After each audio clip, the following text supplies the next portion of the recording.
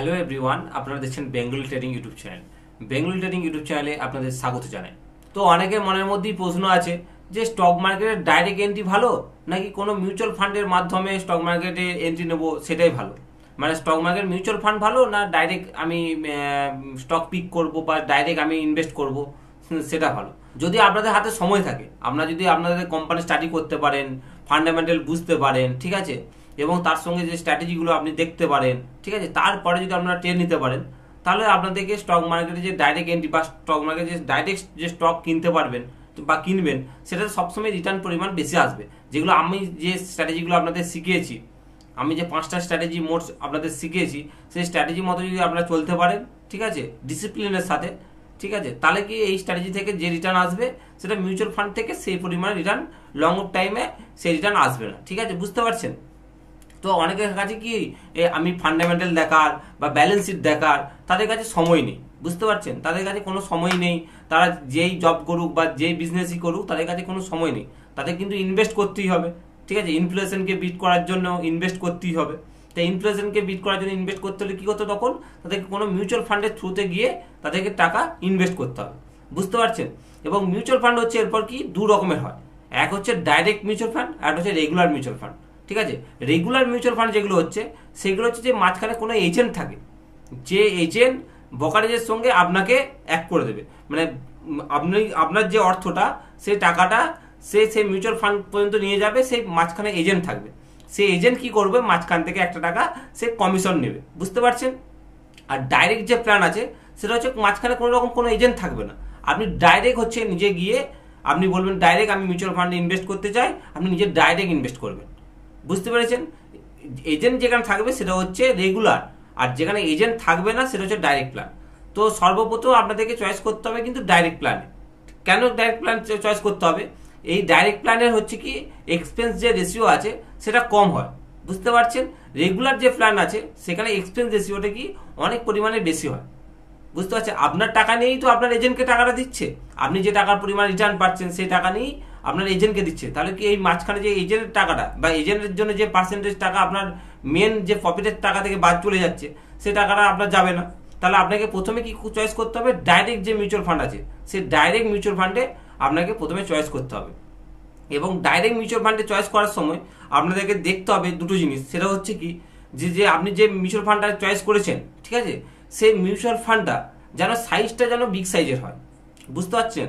সর্বপ্রথম কিন্তু ক্রাইটেরিয়া হচ্ছে এটাই যে মিউচুয়াল ফান্ডটা আপনি চয়েস করছেন, সেই মিউচুয়াল ফান্ডে যেন ছোট ফান্ডকে ম্যানেজ করছে সেরকম নয়, 5,000, 6,000, 7,000, 10,000 সেরকম নয়, যেগুলো 40,000, 50,000, 60,000, 70,000, 80,000 পর্যন্ত টাকাকে ম্যানেজ করছে।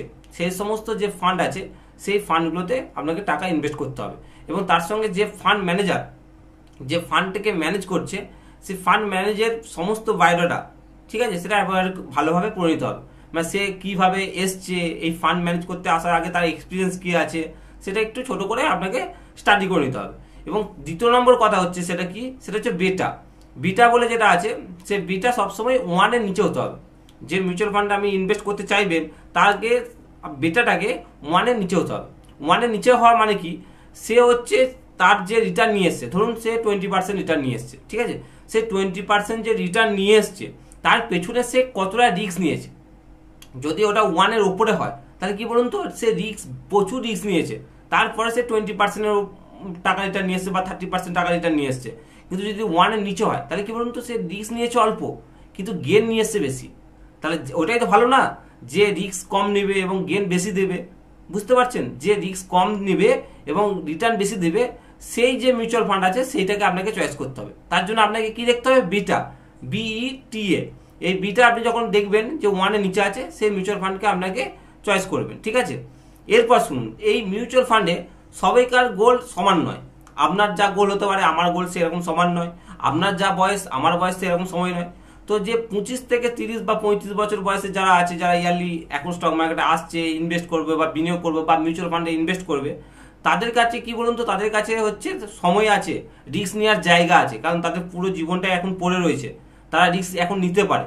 কিন্তু যাদের 55 বছর, 60 বছর, 65 বছর বয়স, তারা কিন্তু তাদের রিস্ক নেওয়ার জায়গাটা অনেকটা কমে আসছে, কারণ তাদের জীবনটা সিকিউর করতে হবে, ঠিক আছে? যাদের যে পরিমাণ তাদের টাকা নিয়েছে সেখান থেকে যেন একটা সেফ 10-12%, 15% রিটার্ন পেলেই তাদের জীবনটা চলে যাবে, সেরকম একটা ব্যাপার। তো যাদের 25, 30 বা 35 এজ বয়স, তাদের কি করতে হবে, তাদের যে মিউচুয়াল ফান্ডের মধ্যে ধরুন 100 টাকা আছে, সেখানে তাদের 50% টাকা অর্থাৎ 50 টাকা হচ্ছে কি ওটা চলে যাবে স্মল ক্যাপে, বুঝতে পারছেন। তারপর 30% টাকা সেটা কি যাবে মিড ক্যাপে, বুঝতে পারছেন, এবং 20% টাকা সেটা যাবে লার্জ ক্যাপে, বুঝতে পেরেছেন। কারণ স্মল ক্যাপ হচ্ছে কি ভলাটিলিটি খুব বেশি থাকে, মার্কেট আপ যায় খুব তেজেতে, সেরকম ডাউনে আসে খুব তেজেতে। আর মিড ক্যাপ হচ্ছে কি ভলাটিলিটি একটু তার থেকে কম থাকে, এবং লার্জ ক্যাপ সেটা কি বলতো খুব কম পরিমাণের বাড়ে, সেরকম ঠিক কম পরিমাণেই হচ্ছে নিচে যায়, মার্কেট নিচে আসে, ঠিক আছে। তাহলে কি হচ্ছে, আপনি বয়স অনুপাতে আপনার যখন 25, 30, 35 বছর বয়স হচ্ছে, সেই সময় কি আপনি রিস্ক নিতে পারছেন, তার জন্য আপনি স্মল ক্যাপে হচ্ছে বেশি পরিমাণে টাকা আপনি ইনভেস্ট করছেন, বুঝতে পারছেন। সেরকম যখন আপনার 55, 60, 70 বছর বয়স হবে, সেরকম সময় কি করতে হবে, ঠিক উল্টোটা করতে হবে, আপনাকে তখন লার্জ ক্যাপে 60% টাকা ইনভেস্ট করতে হবে, বুঝতে পারছেন। 30% টাকা হচ্ছে মিড ক্যাপে করতে হবে, এবং 10% টাকা হচ্ছে কি করতে হবে স্মল ক্যাপে করতে হবে, বুঝতে পারছেন। কারণ আপনার রিস্ক যে ক্যাপাসিটিটা সেটা তখন কমে আসছে, আপনি যখন ইনভেস্ট করছেন, ঠিক আছে, তখন আপনার বয়স কি সেটা হচ্ছে মেন ফ্যাক্টর এই মিউচুয়াল ফান্ডে ইনভেস্ট করার জন্য। যত দিন আপনি সময় দেবেন, মিউচুয়াল ফান্ডের নিয়ম হচ্ছে কি 5 বছর, 7 বছর, 10 বছর, 15 বছর, 20 বছর যখন আপনি সময় দেবেন, আপনার যখন যে ওয়েলথটা যেটা কম্পাউন্ডিং হতে হতে যাবে, সেটাই তো তখন আসল জিনিস। মিউচুয়াল ফান্ড হচ্ছে কি বলুন তো, একটা হচ্ছে গাছ, ঠিক আছে, সেই গাছটাকে আপনাকে ছোট থেকে বড় করতে হবে, বড় হয়ে যাওয়ার পর যে ফল দেবে, ফুল দেবে, সেটাতে আপনার পুরো জীবনটাই চলে যাবে, সেরকম সেটার জন্য আপনাকে লং টাইম দিতে হবে, 10 বছর, 12 বছর, 15 বছর। তো কোনো মিউচুয়াল ফান্ড এরকম নয় যারা 5 বছর পর্যন্ত রয়েছে বা 5 বছর পর্যন্ত সময় দিয়েছে সেই মিউচুয়াল ফান্ড নেগেটিভে আছে, সেরকম কোনো মিউচুয়াল ফান্ড কিন্তু নেই যেগুলো 5 বছর পর্যন্ত সে মিউচুয়াল ফান্ডে বিনিয়োগ করেছে, কিন্তু তারপরে সে তার পোর্টফোলিও মাইনাসে আছে। তো 5 বছর থেকে 7 বছর যে বিনিয়োগ করেছে তার পোর্টফোলিও সবসময় পজিটিভে আছে, কখনো নেগেটিভে নেই, ঠিক আছে। তো এরপর যে মিউচুয়াল ফান্ডে আপনি বিনিয়োগ করতে চাইবেন, সেই মিউচুয়াল ফান্ডের হচ্ছে দেখতে হবে কত পার্সেন্টেজ রিটার্ন দিয়েছে পাস্ট 3 ইয়ার, 4 ইয়ার, 5 ইয়ার বা লাস্ট 10 ইয়ার্সে সেই মিউচুয়াল ফান্ডে কত টাকা পার ইয়ার সিএজিআর কত টাকা এসছে, বুঝতে পারছেন।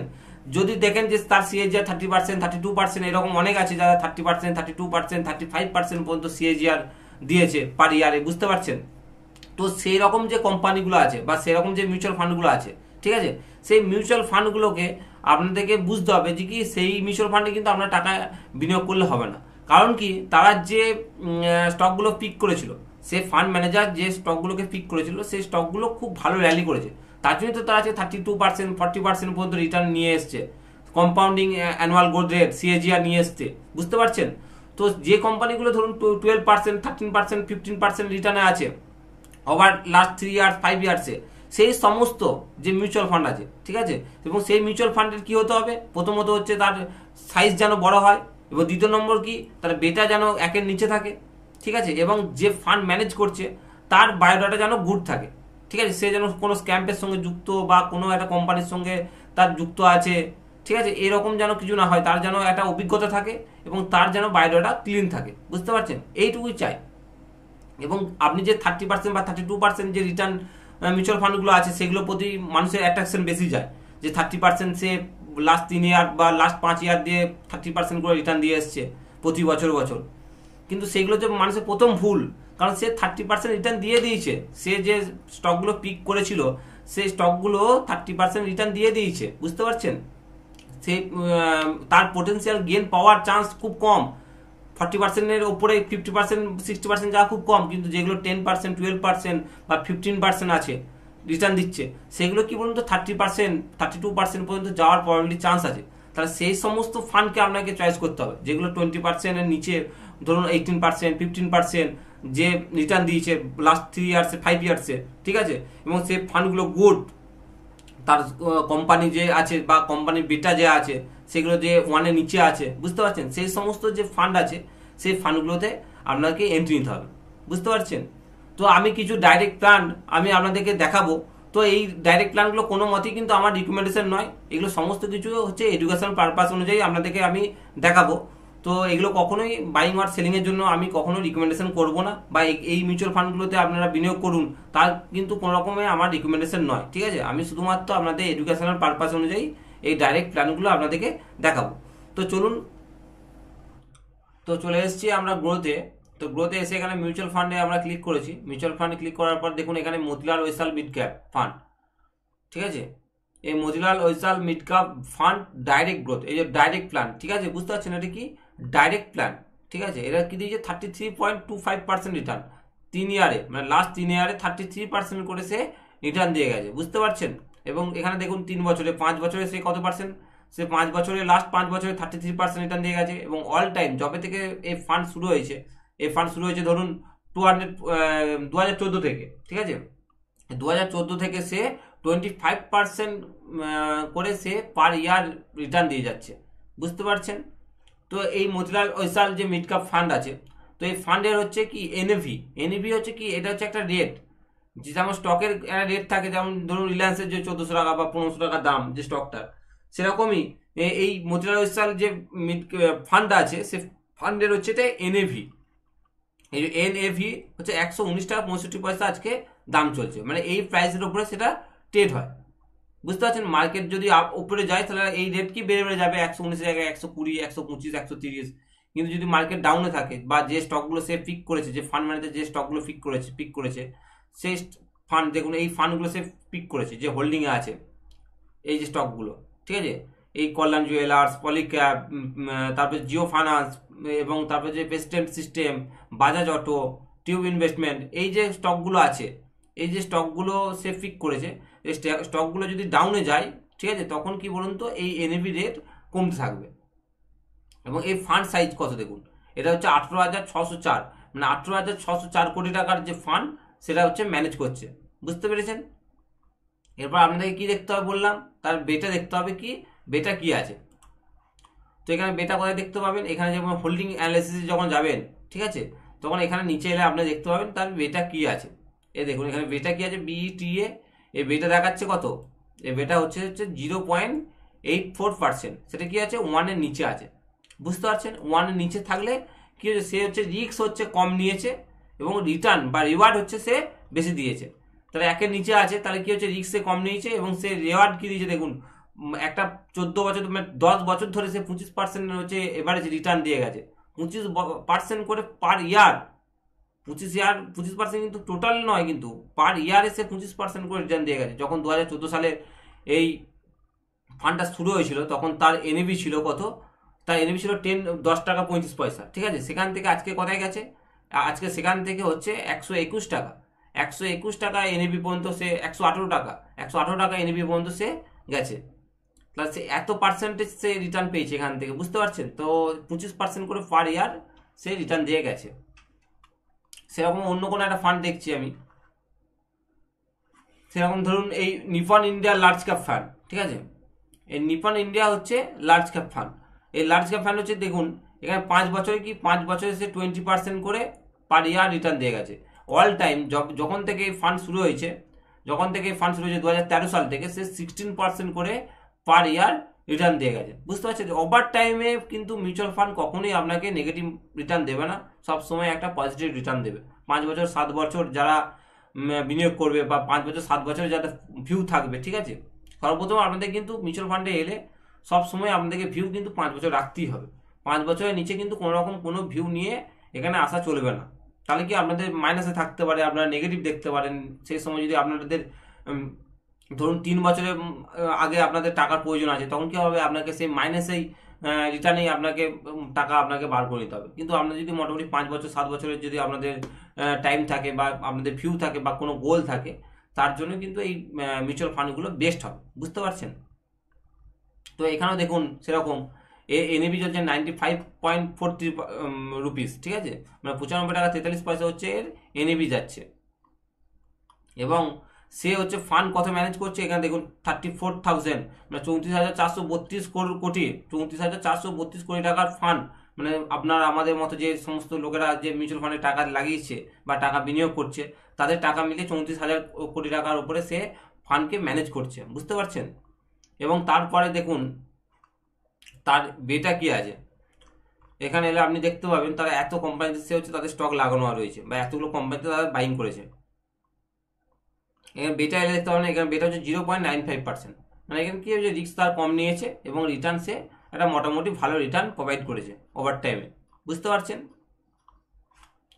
তো সেরকমই ধরুন আর একটা কোনো এই কোয়ান্টাম স্মল ক্যাপ, ঠিক আছে, এই স্মল ক্যাপ ফান্ড হচ্ছে, সেটা হচ্ছে স্মল ক্যাপ যে কোম্পানিগুলো আছে, সেই স্মল ক্যাপ যে কোম্পানি আছে সেই স্মল ক্যাপ কোম্পানির উপরে তারা ইনভেস্ট করেছে, ঠিক আছে, বিনিয়োগ করেছে। তো এরা ওভার 5 ইয়ারে দেখুন যে 5 ইয়ারে 45% রিটার্ন দিয়েছে, বুঝতে পারছেন। স্মল ক্যাপ সবসময় ভলাটিলিটি বেশি থাকে, ঠিক আছে, তার জন্য কি দেখুন স্মল ক্যাপে 45% নেক্সট 5 বছরে 45% করে রিটার্ন পেয়ে এসছে, বুঝতে পারছেন। তো সেরকমই কখনো মার্কেট যদি খারাপ যায় কিন্তু এটা রিটার্নটা সেরকম 15%, 5% মাইনাসও থাকতে পারে। তাই স্মল ক্যাপে সবসময় যদি আপনাদের হাতে সময় বেশি থাকে, আপনার যদি 25-30 বছরের বয়স হয়, ঠিক আছে, তখন আপনারা স্মল ক্যাপে বেশি টাকা পরিমাণের বেশি বাইং করলেন, ঠিক আছে। কিন্তু আপনাদের সময় যদি 55 বছর, 60 বছর, 65 বছর হয়, ঠিক আছে, তখন রিস্ক ক্যাপাসিটি আপনাদের কমে যাবে, তখন কিন্তু স্মল ক্যাপকে আপনাদের খুব অল্প পরিমাণে স্মল ক্যাপে আপনাদের বিনিয়োগ থাকতে হবে, বুঝতে পেরেছেন। তো সেরকমই দেখুন এ হচ্ছে 26,644 কোটি, 26,644 কোটি টাকার ফান্ড সে ম্যানেজ করে, ওকে। এবং তার যে এনএভি বা বেটা, তার বেটা হচ্ছে 0.94%, মানে সে কিন্তু খুব একটা যে রিস্ক নিয়েছে সেটা নয়, অল্প রিস্কের মধ্যেই সে একটা ভালো টাকা রেওয়ার্ড নিয়ে এসছে। তো বুঝতে পারলেন কি হলো স্মল। তো এরপর একটা মেন জিনিস সেটা হচ্ছে কি বলুন তো, এক্সপেন্স রেশিও, যে বলছিলাম না যে এক্সপেন্স রেশিও কি, যেগুলো যে ডাইরেক্ট প্ল্যান সেগুলো হচ্ছে এক্সপেন্স রেশিও কম হয়, এবং যেগুলো হচ্ছে রেগুলার প্ল্যান সেগুলো যেগুলো মাঝখানে এজেন্ট থাকে তাদের এক্সপেন্স রেশিও বেশি হয়। যেমন হচ্ছে এখানে দেখুন এর এক্সপেন্স রেশিও হচ্ছে 0.64%, বুঝতে পারছেন। 0.64% হচ্ছে সে চার্জ নেয়, তার টোটাল টাকা হচ্ছে সে কতটা পরিমাণে টাকা সে ম্যানেজ করছে, সে ম্যানেজ করছে হচ্ছে টোটাল 26,644। তো এই 26,644 কোটি টাকার মধ্যে সে 0.63% যে রিটার্ন, সে পার্সেন্টেজ যে তার হচ্ছে আপনার এক্সচেঞ্জ রেশিও, সে পরিমাণ টাকা হচ্ছে 0.64%, এই টাকা সে হচ্ছে চার্জ করে।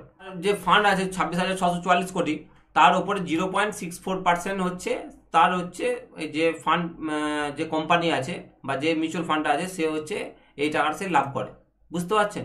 এটা আবার টাকাটা 0.64% হচ্ছে, তার মানে কি 170 কোটি টাকার মতো, 170 কোটি টাকা তার ইয়ারলি প্রফিট হয়। তো এরপর ভাবুন তার ফান্ড সাইজ যদি যখন বেড়ে, এই ফান্ড সাইজ যদি বেড়ে 26 এর জায়গায় 36 হয়ে যায়, ঠিক আছে, এই 36 এর উপরে কিন্তু 0.64% পাবে, তখন কিন্তু 170টা 200 কোটি হয়ে যাবে, বুঝতে পারছেন। তাহলে কি এই ফান্ড সাইজ কি করে বাড়বে? ফান্ড সাইজ হচ্ছে লোকে যারা টাকায় বিনিয়োগ করবে, তারা বিনিয়োগ কিভাবে করবে, যখন সে রিটার্ন দেখবে ভালো দিচ্ছে, বা তার যে মিউচুয়াল ফান্ড, সেই মিউচুয়াল ফান্ড সমস্ত কিছু সিস্টেমেটিক চলছে, সে রিস্ক কম নিচ্ছে, রিওয়ার্ড বেশি দিচ্ছে, বুঝতে পারছেন। এবং তারপরে আরেকটা কি আছে বলুন তো, যে আপনি ধরুন এই 26,644 কোটি টাকার যে মিউচুয়াল ফান্ডে রয়েছে, সেই 26,644 কোটি টাকার উপরে যখন রিটার্ন পাচ্ছে, ধরুন 20% বা 10% রিটার্ন পাচ্ছে, তখন কি 26,664 উপরে যখন 10% রিটার্ন পাচ্ছে তখন 2600, বুঝতে পারছেন। এই 2600 টাকা কি এর উপরে অ্যাড হচ্ছে। তো এই 2600 টাকা, 26,000-এর উপরে যখন 2600 অ্যাড হচ্ছে, বুঝতে পারছেন কি 2600-র উপরে যখন 2600 টাকা যখন 26,000-এর উপরে অ্যাড হচ্ছে, বুঝতে পারছেন, তখন কি হচ্ছে, এটা 28,000 বা 29,000 কোটি টাকায় চলে যাচ্ছে। তো 29,000 কোটির উপরে যখন 0.64% পাচ্ছে, তখন কিন্তু সেই 170 কোটি টাকা লাভের অঙ্কটা কিন্তু 190 কোটি টাকায় চলে যাচ্ছে, বুঝতে পারছেন। তো মিউচুয়াল ফান্ডের যে ম্যানেজমেন্ট আছে বা মিউচুয়াল ফান্ডে যে ম্যানেজ করে, ঠিক আছে, তারা সবসময় চায় কি বলুন তো, যাদের রিটার্ন বেশি আসে। যখন আপনাকে রিটার্ন বেশি আসবে, তখন তো তারা সেই এক্সপেন্স রেশিও থেকে একটা ভালো টাকা রোজগার করতে পারবে। তাহলে কি হবে, যে ফান্ড ম্যানেজার আছে তার প্রমোশন হবে, বুঝতে পারছেন, তার ইনক্রিমেন্ট হবে, এবং সমস্ত কিছু সিস্টেমটা কিন্তু তাদের হচ্ছে নিয়ম হচ্ছে কি, তারা একটা ভালো টাকা রিটার্ন নিয়ে আসবে। শর্ট টার্মের জন্য মার্কেট ভলাটিলিটিতে থাকতে পারে, মার্কেট ডাউনে আসতে পারে, সেটা কিন্তু আপনার হাতে বা আমাদের হাতে, কারোর হাতেই নেই, ঠিক আছে, কিন্তু লং টার্মে জানো সে একটা ভালো টাকা গ্রোথ নিয়ে আসতে পারে, বুঝতে পারছেন। তো স্টক মার্কেটে ডাইরেক্ট ইনভেস্ট করবেন না মিউচুয়াল ফান্ডের থ্রুতে আপনারা এসআইপি করবেন, তার সমস্ত কিছু কিন্তু আমি আপনাদেরকে সঠিকভাবে বুঝাতে পারলাম। যদি ভিডিওটি ভালো লেগে থাকে তাহলে অবশ্যই একটি লাইক করে দেবেন, এবং চ্যানেল নতুন হয়ে থাকলে চ্যানেলটিকে সাবস্ক্রাইব করে পাশে থাকা বেল আইকনটি প্রেস করে অল নোটিফিকেশনটি অন করে দেবেন। বন্ধু বান্ধব ফ্যামিলি মেম্বারদের সাথে ভিডিওটি শেয়ার করে দেবেন, তাহলে কি হবে, তারাও শিখতে পারবে এবং শিখে স্টক মার্কেটে আরও এগিয়ে নিয়ে যেতে পারবে। তো আপনারা ভালো থাকবেন, সুস্থ থাকবেন, জয় হিন্দ।